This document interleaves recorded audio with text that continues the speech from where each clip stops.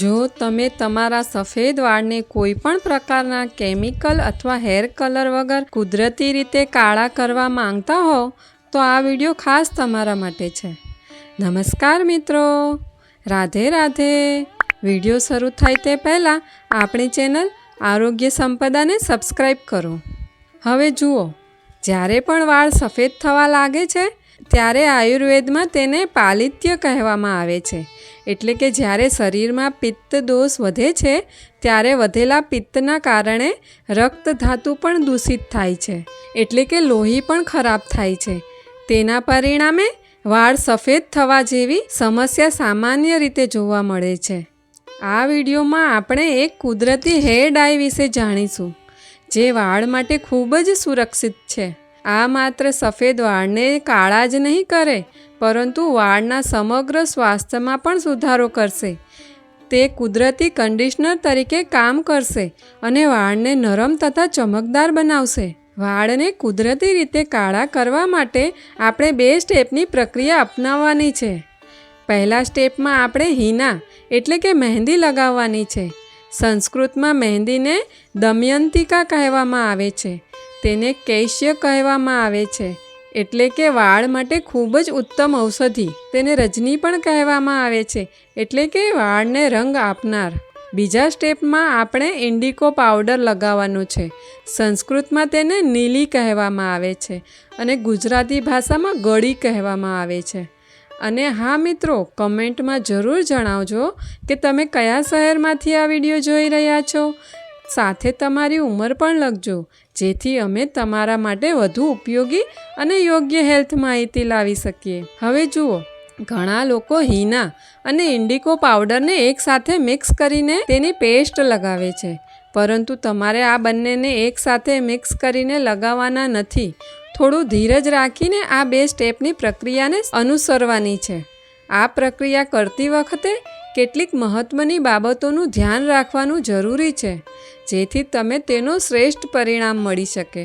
જો તમે પહેલાં પણ મહેંદી અને ઇન્ડિકો પાવડરનો ઉપયોગ કર્યો હોય પરંતુ તમને સંતોષકારક પરિણામ ન મળ્યું હોય તો આ વિડીયો પૂરો જરૂર જુઓ। દરેક સ્ટેપને સારી રીતે સમજો, જેથી તમને ખૂબ જ સારું પરિણામ મળે અને તમારા વાળ કુદરતી રીતે એક સરખા ડાર્ક બ્રાઉન અથવા બ્લેક રંગના બને। તેથી આ વિડીયો અંત સુધી જરૂર જુઓ અને આખી પ્રક્રિયાને સારી રીતે સમજો। સૌથી પહેલાં આપણા માટે એ જાણવું જરૂરી છે કે કેમિકલવાળા હેર કલરનો ઉપયોગ શા માટે ન કરવો જોઈએ। આવા હેર કલરમાં અમોનિયા, પીપીડી જેવા નુકસાનકારક કેમિકલ્સ હોય છે, જે વાળ માટે હાનિકારક છે। તે વાળને નુકસાન પહોંચાડે છે અને વાળ ખરવાની સમસ્યા પણ વધારી શકે છે। બીજું, જ્યારે લાંબા સમય સુધી આવા હેર કલરનો ઉપયોગ કરવામાં આવે છે ત્યારે હાલમાં જે વાળ કાળા હોય છે તે પણ ઝડપથી સફેદ થવા લાગે છે, કારણ કે વાળને કુદરતી રંગ આપતું મેલેનિન પિગમેન્ટ પણ આ કેમિકલ્સ ધીમે ધીમે નષ્ટ કરવા લાગે છે। સાથે જ કેટલાક લોકોને આવા કેમિકલ હેર કલરના કારણે એલર્જીક પ્રતિક્રિયા પણ થઈ શકે છે, જેમ કે ત્વચામાં ખંજવાળ આવવી, બળતરા થવી, ચામડીમાં ઇરિટેશન રહેવું અને કેટલીક વાર તો શ્વાસ લેવામાં પણ તકલીફ થવી જેવી સમસ્યાઓ જોવા મળે છે। આથી પોતાની સુરક્ષા માટે કુદરતી વિકલ્પ પસંદ કરવો વધુ યોગ્ય છે। હવે આપણે આ કુદરતી હેર ડાયના પહેલા સ્ટેપ વિશે જાણીએ। તે માટે રાત્રે હિના પાવડર એટલે કે મહેંદી પાવડરને હૂંફાળા પાણીમાં પલાળી રાખવાનું છે। રાજસ્થાની હિના સૌથી સારી મહેંદી માનવામાં આવે છે। તે ઉચ્ચ ગુણવત્તાની હિના છે, કારણ કે જો તમને મહેંદીનું સંપૂર્ણ પરિણામ જોઈતું હોય તો તેની ગુણવત્તા સારી હોવી ખૂબ જ જરૂરી છે। એક લોખંડના વાસણ અથવા નાની લોખંડની કઢાઈમાં હિના પાવડર લો। જો કે લોખંડનું વાસણ ફરજિયાત નથી, તમે સ્ટીલની વાટકી અથવા કાચના વાસણનો પણ ઉપયોગ કરી શકો છો, પરંતુ જો તેને લોખંડના વાસણમાં પલાળો તો તેનો રંગ વધુ સારો આવે છે। જો તમારા વાળ લાંબા હોય તો તમને વધુ માત્રામાં હિના પાવડરની જરૂર પડશે। તમે 4 થી 5 ચમચી અથવા જરૂર મુજબ વધુ પણ લઈ શકો છો। હવે તેને હૂંફાળા પાણીથી પલાળો અને સારી રીતે મિક્સ કરીને જાડી પેસ્ટ તૈયાર કરો। કેટલાક લોકો પાણીની જગ્યાએ ચાની પત્તી ઉકાળીને તેનું પાણી પણ વાપરે છે. તમે ઈચ્છો તો એ રીતે પણ કરી શકો છો. ત્યારબાદ આ મિશ્રણને આખી રાત માટે રાખવું. જો આખી રાત શક્ય ન હોય તો ઓછામાં ઓછા 3 થી 4 કલાક તો જરૂર રાખવું. વાસણને સારી રીતે ઢાંકીને રાખવું. આયુર્વેદમાં મહેંદીને મધ્યંતિકા કહેવામાં આવે છે. તેમાં જણાવ્યું છે કે સ્વભાવથી થોડું વૃક્ષપણું લાવે છે, એટલે કે વાળને થોડા સૂકા બનાવી શકે છે.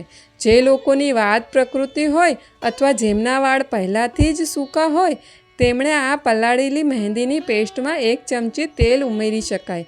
તે તલનું તેલ, નારિયેળનું તેલ અથવા ભૃંગરાજ તેલ હોઈ શકે છે. માત્ર આમ કરવાથી વાળ વધુ સૂકા નહીં બને. હવે અહીં એક ખાસ સાવચેતી રાખવાની છે. મહેંદી હંમેશા ધોયેલા અને સ્વચ્છ વાળમાં જ લગાવવી. એટલે કે જે વાળમાં તેલ ન લગાવેલું હોય એવા વાળમાં મહેંદી લગાવવી. પરંતુ જો તમે મહેંદીની પેસ્ટમાં થોડું તેલ ઉમેર્યું હશે તો પછી તમારા વાળ વધુ સૂકા નહીં બને. જો તમારા વાળ પહેલેથી જ તેલિયા હોય તો મહેંદીની પેસ્ટમાં તેલ ન ઉમેરવું. હવે આ પેસ્ટ આખા વાળમાં સારી રીતે લગાવવી, જેથી બધા સફેદ વાળ સંપૂર્ણ રીતે ઢકાઈ જાય. ત્યારબાદ શાવર કેપ પહેરી લેવી. જો શાવર કેપ ન હોય તો સ્વચ્છ પોલિથીન બેગથી પણ વાળ ઢાંકી શકો છો. આવું કરવું જરૂરી છે, કારણ કે જો મહેંદી સુકાઈ જશે તો વાળ વધુ તૂટશે અને વાળ ખરવાની સમસ્યા વધી શકે છે. તેથી આ સાવચેતી જરૂર રાખવી. મહેંદીની પેસ્ટને વાળમાં લગભગ 2 થી 2.5 કલાક સુધી રાખવી. ત્યારબાદ માત્ર સાદા પાણીથી જ વાળ સારી રીતે ધોઈ લેવા. તે સમયે શેમ્પૂ ન કરવો. માત્ર પાણીથી ધોઈને વાળ સારી રીતે સુકાવા દેવા. મહેંદી લગાવ્યા પછી વાળમાં લાલાશવાળો અથવા બ્રાઉન રંગ આવી જશે અને વાળમાં સુંદર ચમક પણ આવે છે. આયુર્વેદમાં મહેંદીને દાહ શામક પણ કહેવામાં આવે છે. એટલે કે જો માથાની ત્વચામાં બળતરા, ગરમી અથવા ઇરિટેશન રહેતું હોય તો મહેંદી લગાવવાથી તેમાં રાહત મળે છે. આયુર્વેદમાં ત્વચાના ઘણા રોગોમાં પણ મહેંદીનો ઉપયોગ જણાવવામાં આવ્યો છે. હવે ચાલો આ કુદરતી હેર ડાયના બીજા સ્ટેપ વિશે જાણીએ. બીજા સ્ટેપમાં ઇન્ડિગો પાવડરની પેસ્ટ લગાવવાની છે. જો તમે મહેંદી લગાવ્યા પછી 24 અથવા 48 કલાક બાદ ઇન્ડિગો પાવડર લગાવો તો તેનું પરિણામ વધુ સારું મળે છે, કારણ કે ત્યાં સુધી મહેંદીનો રંગ વાળમાં સંપૂર્ણ રીતે ચડી જાય છે. અહીં એક મહત્ત્વની સાવચેતી રાખવાની છે. જેટલી માત્રામાં મહેંદી પાવડર લીધો હોય એટલી જ અથવા તેનાથી થોડો વધુ ઇન્ડિગો પાવડર લેવો. હવે તેને કાચના વાસણમાં લો અને તેમાં થોડું હૂંફાળું પાણી મેળવીને સારી રીતે મિક્સ કરીને જાડી પેસ્ટ તૈયાર કરો. સૌથી ખાસ વાત એ છે કે તે દરેક પ્રકારના વાળ માટે યોગ્ય છે. હવે ઇન્ડિગો પાવડરની તૈયાર કરેલી પેસ્ટને ઢાંકી રાખવી. જો તેને ખુલ્લી રાખશો તો હવાના સંપર્કમાં આવીને તે ખૂબ જ ઝડપથી સુકાઈ જશે. આ પેસ્ટને માત્ર 10 મિનિટ સુધી રાખવી. ત્યારબાદ તરત જ વાળમાં સારી રીતે લગાવી દેવી. શક્ય હોય તો બ્રશની મદદથી લગાવવી. મહેંદી લગાવેલા બધા વાળને ઇન્ડિગોની પેસ્ટથી સારી રીતે ઢાંકી દેવા, જેથી તેનો રંગ વાળમાં સંપૂર્ણ રીતે ચડી શકે અને બધા વાળ કુદરતી રીતે કાળા બની જાય. ઇન્ડિગોની પેસ્ટ લગાવ્યા પછી તરત જ શાવર કેપ પહેરી લેવી. જો શાવર કેપ ન હોય તો પોલિથીન પણ વાપરી શકાય. જો આવું નહીં કરો તો ઇન્ડિગો પણ ઝડપથી સુકાઈ જશે. તેના કારણે વાળ વધુ સૂકા બની જશે અને વાળ તૂટવાની સમસ્યા વધી શકે છે. તેથી આ સાવચેતી જરૂર રાખવી. આ પેસ્ટને પણ લગભગ 2 કલાક સુધી રાખવી. ત્યારબાદ માત્ર સાદા પાણીથી વાળ ધોઈ લેવા. તે સમયે શેમ્પૂ ન કરવો. જો તે સમયે શેમ્પૂ કરશો તો રંગ સારી રીતે ચડશે નહીં અને યોગ્ય પરિણામ પણ નહીં મળે. ઇન્ડિગો પેસ્ટ લગાવ્યા પછી ઓછામાં ઓછા 2 દિવસ બાદ જ શેમ્પૂ કરવો. જે દિવસે શેમ્પૂ કરવાના હોય તેના આગલા દિવસે રાત્રે વાળમાં સારી રીતે તેલની માલિશ કરવી. એના માટે તમે તલનું તેલ, નારિયેળનું તેલ, સરસવનું તેલ, ભૃંગરાજ તેલ અથવા મહાભૃંગરાજ તેલમાંથી કોઈ પણ એક તેલનો ઉપયોગ કરી શકો છો. આ તેલથી વાળ અને માથાની ત્વચામાં સારી રીતે માલિશ કરો અને આખી રાત તેલ રહેવા દો. ત્યારબાદ બીજા દિવસે વાળ ધોઈ લો. શેમ્પૂની જગ્યાએ જો તમે સિકાકાઈ, રીઠા અને આમળાનો પાવડર પાણીમાં ઉકાળીને તે પાણીથી વાળ ધોવો તો તમને વધુ સારું પરિણામ મળશે.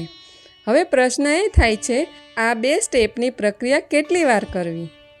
તો તમારા કેટલા વાળ સફેદ છે અને તમારા વાળની વૃદ્ધિ કેવી છે તેના પર આધાર રાખે છે. શરૂઆતમાં શક્ય છે કે તમારે આ પ્રક્રિયા થોડા સમયના અંતરે કરવી પડે. જરૂર હોય તો દર 15 દિવસે એક વખત પણ આ 2 સ્ટેપની પ્રક્રિયા કરી શકો છો. ધીમે ધીમે તમારા વાળમાં કુદરતી કાળો રંગ આવવા લાગશે અને પછી વારંવાર આ પ્રક્રિયા કરવાની જરૂર નહીં પડે. ત્યારબાદ જરૂર મુજબ માત્ર ટચઅપ કરી શકો છો.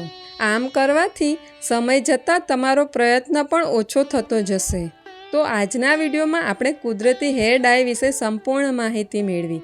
હવે તમે પણ આ પદ્ધતિનો ઉપયોગ કરીને જરૂર અજમાવો. તેમાં જણાવેલા તમામ સ્ટેપ અને તમામ સાવચેતીઓનું ચોક્કસ પાલન કરો, જેથી તમને તેનો શ્રેષ્ઠ પરિણામ મળે. આ પદ્ધતિ અજમાવ્યા પછી તમને કેવો અનુભવ થયો તે અમને કમેન્ટ બોક્સમાં જરૂર જણાવજો. અને જો તમને આ વિડીયો પસંદ આવ્યો હોય તો તેને લાઈક પણ જરૂર કરજો અને ચેનલને સબસ્ક્રાઈબ કરો. ચાલો ફરી મળીએ આગામી વિડીયોમાં. આયુર્વેદને અપનાવો, સ્વસ્થ રહો, મસ્ત રહો અને ખુશ રહો. વિડીયો અંત સુધી જોવા બદલ તમારો ખૂબ ખૂબ આભાર. રાધે રાધે.